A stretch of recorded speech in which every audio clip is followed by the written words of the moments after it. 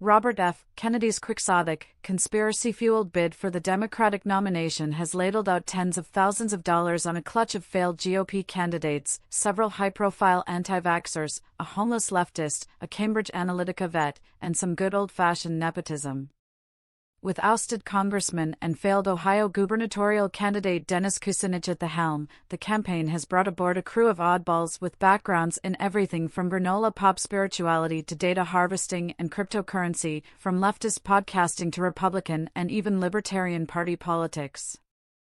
And, of course, the campaign has also drawn staff from the extended Kennedy family and his accomplices in the anti-vaccine movement.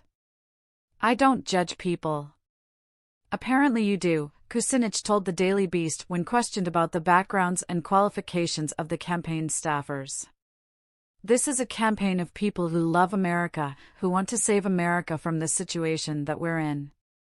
If the Daily Beast thinks it's going to smear them, it's got another thing coming, I can tell you that. Here's a roundup of the most unexpected and unsurprising figures on the receiving end of disbursements from the Kennedy campaign. Amaryllis Fox Kennedy. Nepotism is a Kennedy family tradition. It's what landed the candidate's dad his gig as U.S. Attorney General in 1961, and what inspired a subsequent federal law aimed at keeping presidential relatives out of the executive branch. Of course, that regulation doesn't apply to campaigns, which are free to put family members on the payroll so long as they compensate them at market rate, no more and no less than they'd grant anybody else.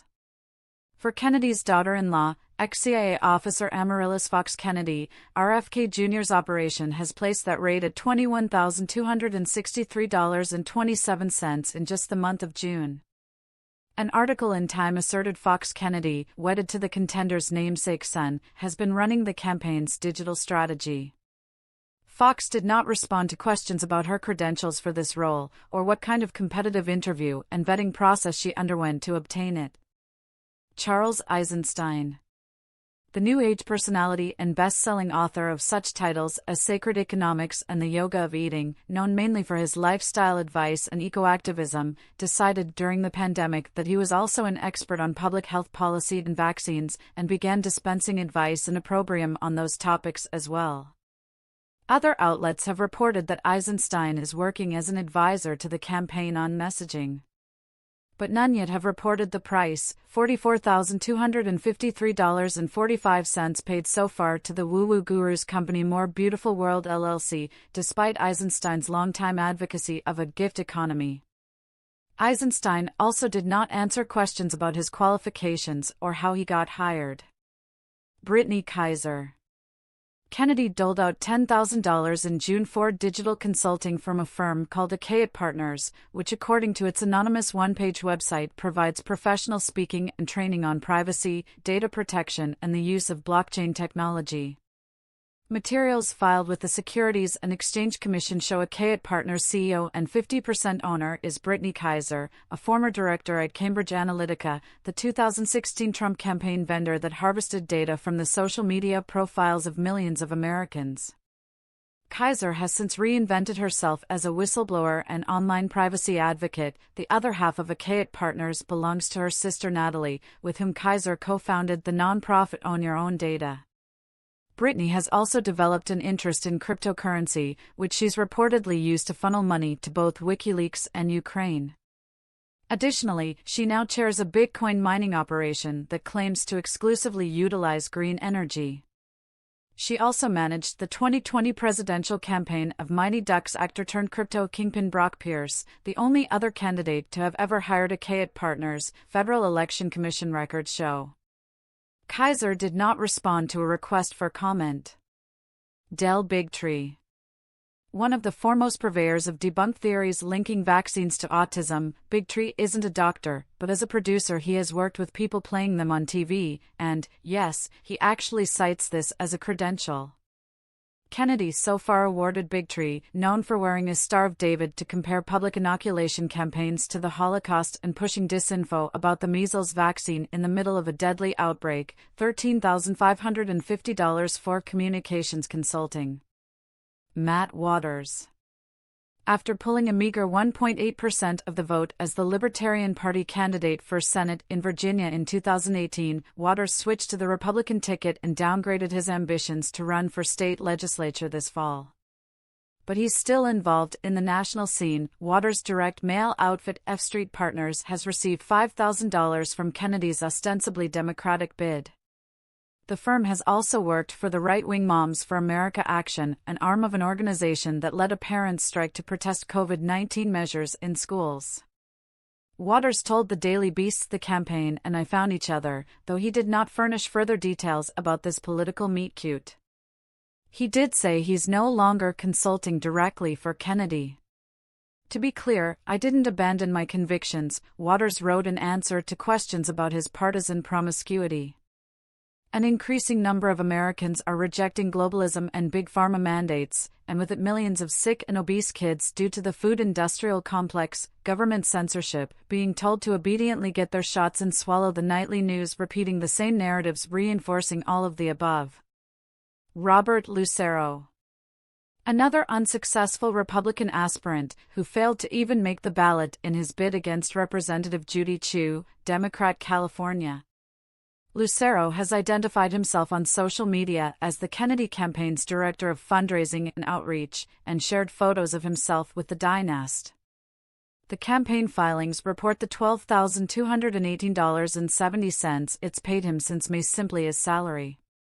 Lucero appears even more politically confused and unusual than Waters. Despite his Republican registration, he runs a political action committee called New Deal PAC, which calls for a revival of the liberal policies of President Franklin Delano Roosevelt's administration.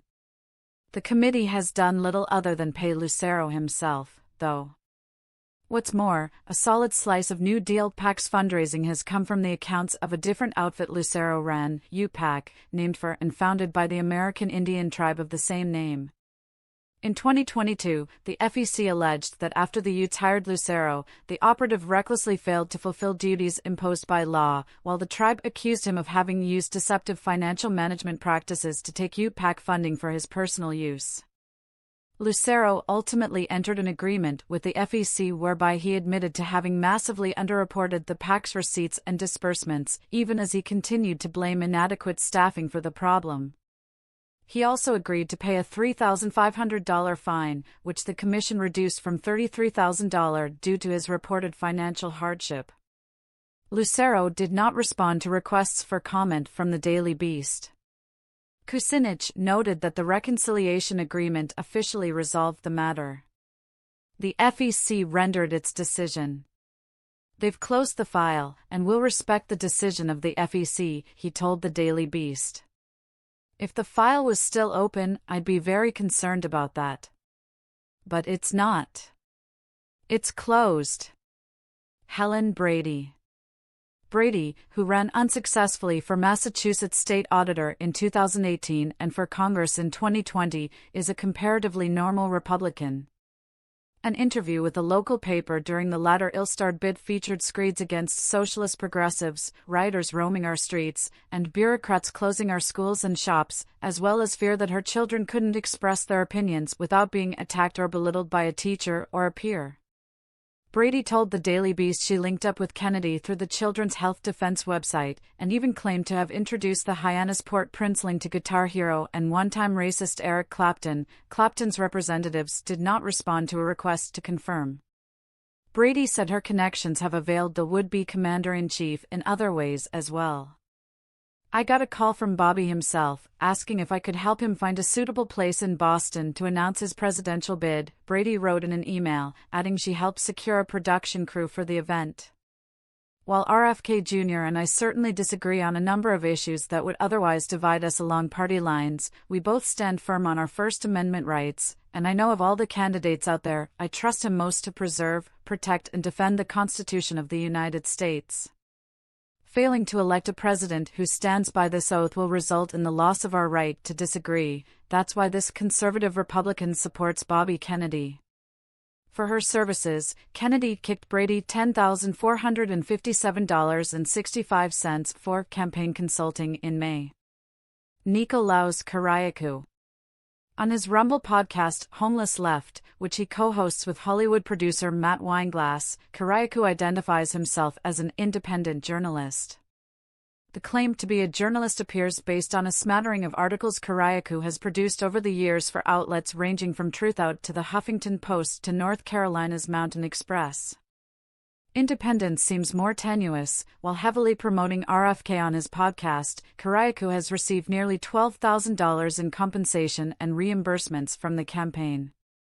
Brian Burrows. Burrows edited Bigtree's 2016 film Vaxxed, From Cover-Up to Catastrophe, which pushed long-discredited myths linking vaccines to autism.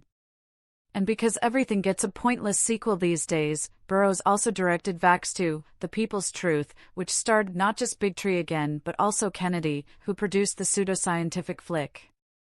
Burrows is cashing in now on the old boss's presidential campaign, having soaked up $23,000 for media productions so far. David Whiteside. Kennedy isn't just the godfather of contemporary COVID crackpottery, he's also the literal godfather of Whiteside, scion of a leading Alabama family. Whiteside's college gig was working for Kennedy at his environmental advocacy group Waterkeeper. According to his LinkedIn, he even served as the elder aristocrat's assistant. Whiteside founded a spin-off organization focused on the Tennessee Valley and made a bunch of music and entertainment industry friends who have helped support it. But the grafted apple has never made it all that far from the tree. According to Google Podcasts, Whiteside produces Kennedy's paranoid podcast The Defender. And now, the Godfather's Presidential Committee has paid Whiteside's Sipsy Productions $24,000. Talk about an offer you can't refuse. Whiteside did not respond to a request for comment. John Zogby. Maybe the most surprising character to find among this motley assortment is the venerable veteran pollster known for his eponymous surveys. Team Kennedy has paid Zogby's firm $78,500 so far for research consulting. The famed political temperature taker explained that he reached out to Kennedy personally after discovering the anti-vaccine activists' popularity among likely voters. In December of 2021, I wanted to do my own polling of public figures and whether or not each were seen as heroic or not heroic in a survey of likely voters. In a list of over a dozen figures from all backgrounds, I included Robert F. Kennedy Jr. as he appeared to have a growing following during that time, Zogby wrote in a message responding to the Daily Beast. The results were shocking to me. I shared the data with RFK via email. Zogby said Kennedy hired him shortly after he'd leaped into the presidential fray.